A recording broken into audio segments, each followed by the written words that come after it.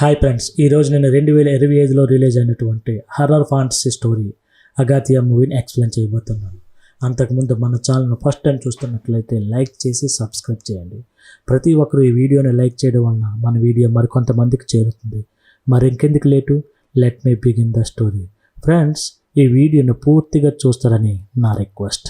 Open చేస్తే movie స్టార్టింగ్లో అగత్య movie డైరెక్టర్గా సెట్లో బిజీగా ఉంటాడు. అప్పటికి ఆ మూవీ సగం కంప్లీట్ అయి ఉంటుంది. సెట్లో ఉన్న అగత్యగా అదే సమయంలో ప్రొడ్యూసర్ ఫోన్ చేసి రేపటి నుంచి మన మూవీ షూటింగ్ ఆపేయాలి అని చెప్తాడు. అగత్య, ఏమైంది సార్, ఇప్పటి వరకు నేను ఈ మూవీ కోసం 30 లక్షలు ఖర్చు పెట్టా, ఇప్పుడు ఆపేయమంటే ఎలా అని అంటాడు. ఆ మాటకు ప్రొడ్యూసర్, నీ డబ్బుల సంగతి పక్కనెట్టు, మన మూవీలో నటిస్తున్న హీరో హీరోయిన్లు ప్రేమించి పెళ్లి చేసుకుని హనీమూన్ వెళ్ళిపోయారు, నా బాధ ఎవరికి చెప్పుకోవాలి అని అంటాడు. ఆ మాటలు విన్న అగత్య, అంటే నా జీవితం నాశనం అయిపోయిందా అని బాధపడుతూ ఉంటాడు. అగత్య టీంలో ఉన్న లాస్య ఆ తర్వాత రోజు అగత్య దగ్గరికి వచ్చి ఒక ఐడియా ఇస్తుంది. లాస్య అగత్యను చూసి, నువ్వు మూవీ షూటింగ్ చేయడం కోసం సెట్ వేసావు కదా, ఆ సెట్ని మనం లీజుకు తీసుకుని దాన్ని ఒక స్క్వేర్ హౌస్ లాగా క్రియేట్ చేసి టికెట్ పెట్టి జనాల్ని అలౌ చేస్తే మనకి డబ్బులు చాలా వస్తాయి. ఈ సెట్ పాండిచ్చేరికి బాగా దగ్గరగా ఉంది. విజిటర్స్, టూరిస్టులు కూడా చాలా ఎక్కువ మంది వస్తూ ఉంటారు. దాంతో మనం పెట్టిన డబ్బులే కాకుండా మనకు చాలా ఎక్కువ ఆదాయం వస్తుంది అని అంటుంది. ఆ మాటలు విన్న అగత్య కూడా దానికి ఒప్పుకొని వెంటనే నేను వెళ్ళి అమ్మతో మాట్లాడి వస్తాను అని తన అమ్మ దగ్గరికి వెళ్తాడు. నిజానికి ఇక్కడ తన అమ్మను మనకు చూపించరు, కానీ తన అమ్మ అనారోగ్య సమస్యతో బాధపడుతూ ఉంటుంది. దాంతో అగస్త్య తన మదర్ని చూసి చాలా బాధపడుతూ ఉంటాడు. కట్ చేస్తే ఆ తర్వాత రోజు అగత్య మరియు లాస్య వాళ్ళు అనుకున్నట్లుగా ఆ మూవీ కోసం వేసిన సెట్టింగ్ని లీజుకు తీసుకుని దాన్ని ఒక స్క్వేర్ హౌస్గా క్రియేట్ చేసి దాని ఓపెనింగ్ కూడా చాలా గ్రాండ్గా యోగి బాబుతో చేపిస్తారు. ఆ తర్వాత ప్రజలు చాలా మంది అక్కడికి వచ్చి దాన్ని చూసి చాలా ఎంజాయ్ చేస్తూ ఉంటారు. దాంతో అగత్య అనే టీం కూడా చాలా ఎక్కువ డబ్బులు వస్తూ ఉంటాయి. అలాంటి సమయంలో ఒకరోజు లాస్య అగత్యను చూసి, మనం కూడా ఈ బంగ్లా మొత్తం చూడలేదు కదా అని ఇద్దరు బంగ్లా వెనక్కి వెళ్ళి తిరిగి చూస్తూ ఉంటారు. అప్పుడే అక్కడ వాళ్ళకి ఒక అండర్ గ్రౌండ్ ఉండడం గమనిస్తారు. దాంతో ఇద్దరు కూడా లోపలికి వెళ్ళగా అక్కడ ఒక పెద్ద పియానో ఒకటి ఉంటుంది. దాన్ని చూసిన లాస్య వెంటనే ఆ పియానోను ప్లే చేయడం మొదలు పెడుతుంది. అలా లాస్య పియానోను ప్లే చేయడం మొదలు పెట్టడంతో ఆ మ్యూజిక్కి పక్కనే ఉన్న డోర్స్ కొంచెంగా ఓపెన్ అవుతూ ఉంటాయి. ఆ తర్వాత ఆ డోర్స్ మొత్తం ఓపెన్ అవ్వడంతో ఇద్దరు లోపలికి వెళ్ళి చూసి షాక్ అవుతారు. నిజానికి అక్కడ ఒక అమ్మాయి అస్థిపంజరం ఉంటుంది. దాంతో వెంటనే బయటకు వచ్చి అక్కడ ఉన్న పియానో లోపల ఏమైనా ఉంటుంది అనే పియానో లోపల చూడగా అక్కడ ఒక బాక్స్ ఉంటుంది. నిజానికి అది ఒక ఫిలిం బాక్స్, అంటే పాతకాలంలో ఫొటోస్, వీడియోస్ అన్నీ కూడా దాంట్లోనే స్టోర్ చేసి ఉంటారు. దాంతో అగత్య వెంటనే దాన్ని ఓపెన్ చేయడానికి ట్రై చేయగా అక్కడ ఉన్న లైట్ ఫ్లిక్కరింగ్ అవుతూ ఉంటుంది. ఆ తర్వాత అగత్య ఆ బాక్స్ను ఓపెన్ చేయగానే అక్కడ తనకి అర్జున్ ఫేస్ కనిపించడంతో షాక్ అయ్యి వెంటనే ఆ బాక్స్ను క్లోజ్ చేస్తాడు. దాంతో అగత్య వెంటనే లాస్యకి మరియు తన ఫ్రెండ్కి జరిగిందంతా కూడా చెప్తాడు. ఆ మాటలోని లాస్య అండ్ అగత్య ఫ్రెండ్ కూడా షాక్ అవుతారు. అప్పుడు అగత్య ఆ ఫిలిం బాక్స్ని ప్రొజెక్టర్ కనెక్ట్ చేసి చూడాలి అని దాన్ని ప్రొజెక్టర్ కనెక్ట్ చేస్తాడు. దాంతో అందులో ఉన్నదంతా కూడా కనిపించడం మొదలవుతుంది. ఇక్కడే స్టోరీ ఫ్లాష్ బ్యాక్ లోకి వెళ్తుంది. ఈ ఫిలిం బాక్స్ లో రికార్డ్ అయి ఉన్నదంతా కూడా బ్రిటిష్ వారి కాలంలో జరిగింది. అందులో సిద్ధార్థ్ అనే వ్యక్తి చాలా పెద్ద ఔషధాలను తయారు చేసే మంచి పేరున్న వైద్యుడు అండ్ శాస్త్రవేత్త. తను చాలా రకాల వ్యాధులకు మందును తయారు చేసే ఫ్రీగా అందిస్తూ ఉంటాడు. ఈ సిద్ధార్థ వేరు దేశాలు తిరిగి పరిశోధనలు చేసి చివరికి ఆ పాండిచ్చేరి దగ్గరికి వచ్చి ఉంటాడు. ఆ సమయంలోనే సిద్ధార్థ చార్లెస్ అనే పేరుని బోర్డుల మీద, స్టాచ్యూల మీద ఉండటం చూస్తాడు. అలాగే తన పేరుని చాలాసార్లు విని ఉంటాడు. దాంతో సిద్ధార్థ తన చార్లెస్ ఎవరు అని పక్కనున్న వ్యక్తిని అడుగుతాడు. అప్పుడు అతను సిద్ధార్థతో, సార్, ఈ చార్లెస్ చాలా క్రూరుడు, చాలా చెడ్డవాడు. తను నల్ల జాతి వాళ్ళని చూస్తే రెచ్చిపోయి వాళ్ళ మీద దాడి చేస్తూ, వాళ్ళని బానిసలాగా చూస్తూ, వాళ్ళని చిత్రహింసలు పెడుతూ, వాళ్ళ వీపు మీద తను గీతలు గీస్తూ ఎంజాయ్ చేస్తూ ఉంటాడు. తనకి నల్ల జాతీయులంటే అస్సలు ఇష్టం ఉండదు సార్ అని చెప్తాడు. అలాంటి చార్లెస్ ఉండే ప్యాలెస్ కి సిద్ధార్థ వెళ్తాడు. సిద్ధార్థను చూసిన ఆ చార్లెస్ ఏమీ పట్టించుకోకుండా అక్కడి నుండి వెళ్ళిపోతాడు. నిజానికి సిద్ధార్థ్ అక్కడికి ఆ చార్లెస్ చెల్లైనటువంటి మెర్లిన్కి బర్త్డే జరపడంతో అక్కడికి వెళ్తాడు. సిద్ధార్థ్కి ఆమె హ్యాండిక్యాప్డ్ అని తెలుస్తుంది. మెర్లిన్ చాలా చిన్న వయసు నుంచి కూడా పక్షవాతంతో బాధపడుతూ ఉంటుంది. చార్లెస్ సిద్ధార్థ్ దగ్గరికి వచ్చి, నేను నా చెల్లెల్ని చాలా దేశాలు తిప్పి వైద్యం చేయించాను, చాలా ఇంగ్లీష్ మందులు కూడా వాడాను, కానీ నయం కాలేదు అని చెప్పి వెళ్తుంటే, మీ చెల్లికి ట్రీట్మెంట్ నేను చేస్తా అంటాడు. దానికి చార్లెస్ ఒప్పుకొని, చివరిసారిగా నీకు ఒక అవకాశం ఇస్తున్నాను అని అంటాడు. ఆ మాటలు విన్న సిద్ధార్థ్ వెంటనే ఆ చార్లెస్ని చూసి, నాది ఒక కండిషన్, నేను నీ చెల్లెలికి 48 రోజుల్లో నయం చేస్తాను, అయితే నువ్వు మాత్రం ఇంకెప్పుడు కూడా నల్ల జాతి వాళ్ళ మీద అంత క్రూరంగా బిహేవ్ చేయకూడదు, వాళ్ళని చిత్రహింసలు చేసి వాళ్ళ వీపి మీద నువ్వు సైన్ చేయకూడదు, దానికి బదులు నువ్వు పెన్ను పేపర్ తీసుకుని మంచిగా పరిపాలిస్తూ ఉండాలి అని అంటాడు. ఆ కండిషన్కి చార్లీస్ ఒప్పుకోవడంతో సిద్ధార్థ్ కూడా తను చదువుకున్న వైద్య శాస్త్రం ప్రకారం కొన్ని మూలికలు తీసుకుని వచ్చి ఆ మెర్లిన్కి వైద్యం చేయడం స్టార్ట్ చేస్తాడు. అలా చాలా నెమ్మదిగా మెర్లిన్ కోలుకుంటూ ఉంటుంది. కొన్ని రోజుల తర్వాత నిజంగానే దాదాపు 90% వరకు మెర్లిన్ కోలుకుంటుంది.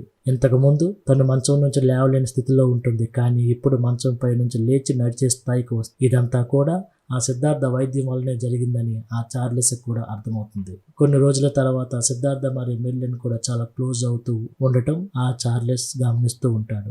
దాంతో చార్లెస్ వెంటనే ఒక గన్ తీసుకొని షూట్ చేస్తాడు. అక్కడితో ఈ వీడియో అయిపోతుంది. ఇప్పుడు స్టోరీ కూడా ప్రెజెంట్కి వస్తుంది. దాంతో అగత్య ఆ బాక్స్ లో ఎక్కడి వరకే వీడియో ఉంది అని ఆ రూమ్ మొత్తం కూడా వెతకగా అక్కడ ఒక బుక్ కనిపిస్తుంది. దాంతో అగత్య ఆ బుక్ ను కూడా చదివి సిద్ధార్థ గురించి తెలుసుకుంటూ ఉంటాడు. మళ్ళీ స్టోరీ గతానికి వెళ్తుంది, అంటే ఫ్లాష్ బ్యాక్ లోకి వెళ్తుంది. ఒకరోజు డాక్టర్ సిద్ధార్థ వెళ్లి బ్రిటిష్ యువరాణి అయినటువంటి ప్రైమ్ మినిస్టర్ కలవగా ఆ బ్రిటిష్ యువరాణి సిద్ధార్థతో మాట్లాడుతూ బోన్ క్యాన్సర్ కి ఇప్పటి వరకు ఎవరు మందు కనిపెట్టలేదు, దీనివల్ల చాలా మంది చనిపోతున్నారు, ఇప్పటి వరకు సుమారు 5 కోట్ల మంది చనిపోయారు, కాబట్టి మీరు ఆ బోన్ క్యాన్సర్ కి మందు కనిపెట్టండి అని సిద్ధార్థని బ్రిటిష్ యువరాణి వేడుకుంటుంది. అక్కడితో ఈ సీన్ కట్ అవుతుంది.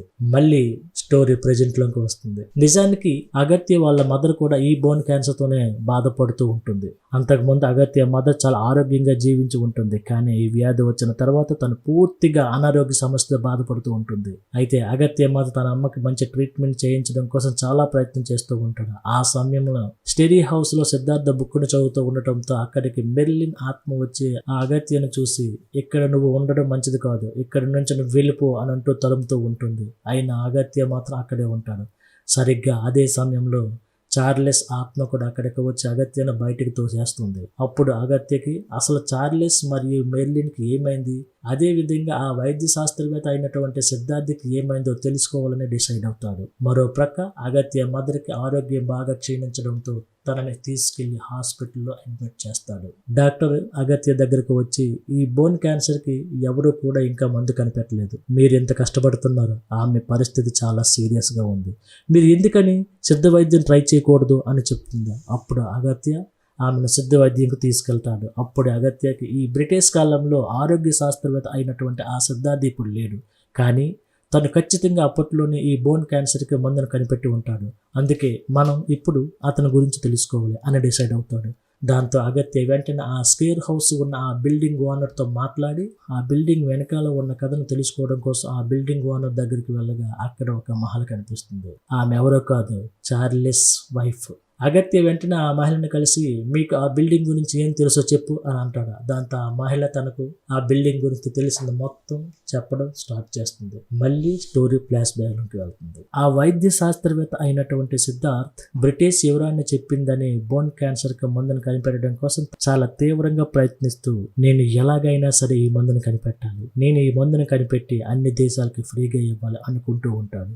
అయితే అక్కడున్న కొంతమంది ఈ విషయాన్ని తీసుకుని వెళ్ళి చార్లీస్కి చెప్పడంతో చార్లీస్కి మాత్రం ఎలాగైనా సరే మనం సిద్ధార్థకి మన కంట్రోల్ పెట్టుకోవాలి అని డిసైడ్ అవుతాడు. దాంతో చార్లెస్ సిద్ధార్థకి చాలా క్లోజ్ అవుతాడు. ఒకనొక సందర్భంలో ఇద్దరు కూడా బెస్ట్ ఫ్రెండ్స్ గా తయారవుతారు. మరోపక్క చార్లెస్ అయినటువంటి మెర్లిన్ సిద్ధార్థను ప్రేమిస్తూ ఒకరోజు ఎవరూ లేని సందర్భంలో ఆ సిద్ధార్థ దగ్గరికి వెళ్ళి తన ప్రేమను వ్యక్తపరుస్తూ ఉంటుంది. అదే సమయంలో అక్కడికి ఒక బందిపోటు వస్తాడు. ఈ బ్రిటిష్ వాళ్ళు ఇండియన్స్ చాలా చిత్రహింసలు పెడుతున్నారని ఆ బందిపోటు బ్రిటిష్ యువరాణి అయినటువంటి మెర్లిన్ చంపడానికి అక్కడికి వచ్చి ఉంటాడు. సిద్ధార్థ వెంటనే ఆ బందిపోటును చూసి నువ్వు బ్రిటిష్ యువరాణి అయినటువంటి మెర్లిన్ చంపడానికి వచ్చావని నాకు తెలుసు, కానీ నువ్వు అనుకున్నట్టు బ్రిటిష్ యువరాణి అంత చెడ్డది కాదు, దానికి వేరే వాళ్ళు ఉన్నారు, మీరు మెర్లిన్ ఏమీ చేయకుండా ఇక్కడ నుండి వెళ్ళిపోండి అని అంటాడు. అయితే ఆ బందిపోటు మాత్రం సిద్ధార్థ చెప్పిన మాటలు వినకుండా ఆ మెర్లిన్పై దాడి చేయడానికి వెళ్తుండగా సిద్ధార్థ ఆ వ్యక్తి మీద దాడి చేసి తరిమి కొడతాడు. ఆ తర్వాత సిద్ధార్థ మళ్ళీ ఆ బందిపోటుకి అయినటువంటి గాయాలను కూడా తనే ట్రీట్మెంట్ చేస్తాడు. మరో ప్రక్క సిద్ధార్థ మరియు మెర్లిన్ ఇద్దరు కూడా ప్రేమించుకుంటున్న విషయం చార్లెస్ తెలిసిపోతుంది. దాంతో ఒకరోజు చార్లెస్ సిద్ధార్థకి డిన్నర్ కి ఇన్వైట్ చేసి చార్లెస్ ఒక ప్లాన్ ప్రకారం గన్నతో ఆ సిద్ధార్థను షూట్ చేసి చంపేస్తాడు. ఇదంతా కూడా సిద్ధార్థ బోన్ క్యాన్సర్ కు మందు కనిపెట్టేసిన తర్వాతనే చంపేస్తాడు. ఎందుకంటే ఆ మందుని చార్లెసే కనిపెట్టాడని ఈ దేశానికి తెలిసేలా వాళ్ళందరూ కూడా తననే పొగడం కోసం ఆ విధంగా సిద్ధార్థను చంపేశాడు.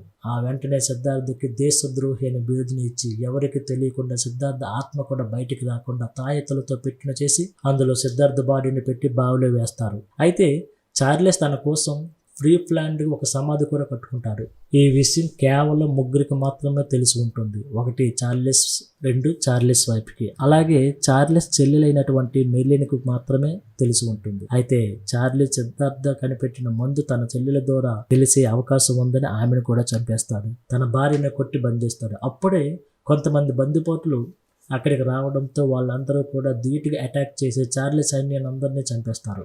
ఎందుకంటే ఆ చార్లెస్ కొంతమంది బందిపోట్లను అలాగే వాళ్ళ నాయకుని కూడా చంపేయడంతో ఈసారి చాలా మంది బందిపోట్లు అక్కడికి వస్తారు. దాంతో చార్లెస్ భయపడి వెంటనే సమాధి లోపలికి వెళ్ళి దాక్కుంటాడు. ఆ సమాధి ఎలా ఉంటుందంటే ఒక్కసారి ఎవరైనా లోపలికి వెళ్ళి తిరిగి బయటికి రాలేని పరిస్థితి. అయితే ఆ చార్లెస్ ఆ సమాధి లోపలికి వెళ్ళేటప్పుడే సిద్ధార్థ కనిపెట్టిన మెడిసిన్ ని, ఆ బుక్ ని తనతో పాటు తీసుకుని వెళ్ళిపోయి ఉంటాడు. అక్కడికి వచ్చిన బందిపోట్లు ఆ ప్యాలెస్ ని, అక్కడ ఉన్న మనుషులందరినీ కూడా తగలబెట్టేస్తారు. అలా తనకు తెలిసిన మొత్తం ఆ బిల్డింగ్ ఓనర్ అగత్యకు చెప్తుంది. ఎందుకే ఆ బిల్డింగ్ ఓనర్ ఎవరో తెలుసా? చార్లెస్ భార్య.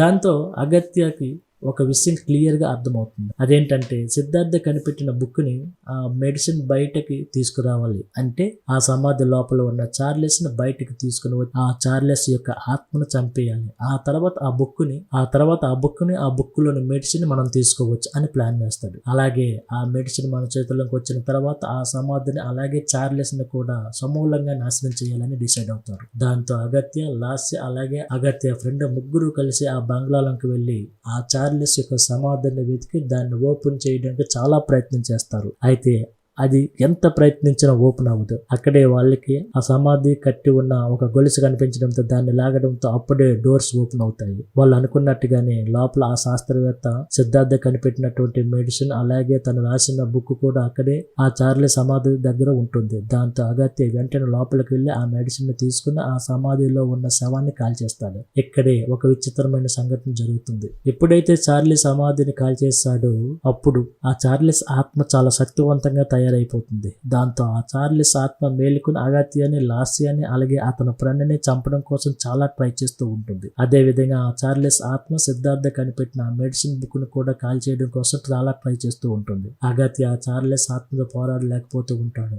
సరిగ్గా అదే సమయంలో అగత్యకి హెల్ప్ చేస్తూ ఆ చార్లెస్ ఆత్మతో పోరాడడానికి అక్కడికి సిద్ధార్థ ఆత్మ కూడా వస్తుంది. ఇద్దరి మధ్య చాలా భీకరమైన పోరు జరుగుతుంది. చివరికి ఆ చార్లెస్ ఆత్మ టోటల్ గా అంతం చేస్తారు. కట్ చేస్తే ఆ తర్వాత అగత్య మెడిసిన్ ని కనిపెట్టి అందరికి కూడా ఆ మెడిసిన్ ఫ్రీగా సప్లై చేస్తాడు. ఒక బోన్ క్యాన్సర్ వ్యాధికే కాకుండా ఏ రోగానికైనా నేను మెడిసిన్ కనిపెట్టగలను. అది ఎలాగంటే సిద్ధార్థ సృష్టించిన ఈ బుక్ లో అన్ని వివరంగా రాసి ఉంది అని చెప్తూ ఉంటాడు. ఈ విషయం అంతా కూడా లైవ్ టెలికాస్ట్ అవుతూ ఉంటుంది. అదే విధంగా అగత్య సిద్ధార్థ యొక్క గొప్పతనం గురించి ప్రపంచం మొత్తం చాటి చెప్తాడు. మరో ప్రక్క అగత్య మదర్ కూడా కొంచెం కోలుకుంటూ ఉంటుంది. సరిగ్గా అలాంటి సమయంలోనే లాస్య అగత్య దగ్గరికి వచ్చి, నువ్వు మీ అమ్మ కోసం ఎంత కష్టపడి పనిచేసావు, కానీ మీ అమ్మ మాత్రం నిన్ను గుర్తుపట్టలేని స్థితిలో ఉంది. మీ అమ్మకు నువ్వు ఎవరో కూడా గుర్తులేదు, ఎందుకు ఇంత కష్టపడ్డావు అని అడుగుతుంది. ఆ మాటలు విన్న అగత్య మాత్రం లాస్యం చూసి, అమ్మ నన్ను గుర్తుపట్టలేకపోవచ్చు, కానీ మా అమ్మ నా కళ్ళ ముందరే ఉంటుంది కదా, అమ్మ కోసం ఎంతైనా కష్టపడవచ్చు. ఈ ప్రపంచంలో అమ్మ తప్ప గొప్పది ఏదీ లేదు లాస్య అని అంటాడు. అక్కడతో ఈ మూవీ ఎండ్ అవుతుంది. ఫ్రెండ్స్, మా ఎక్స్ప్లెనేషన్ నచ్చితే తప్పకుండా ఒక లైక్ ఇవ్వండి. ఛానల్కు కొత్తగా వచ్చిన వారైతే సబ్స్క్రైబ్ చేసుకోండి. తప్పకుండా ఈ సినిమాపై మీ అభిప్రాయాన్ని కామెంట్ బాక్స్లో తెలపండి. Thank you.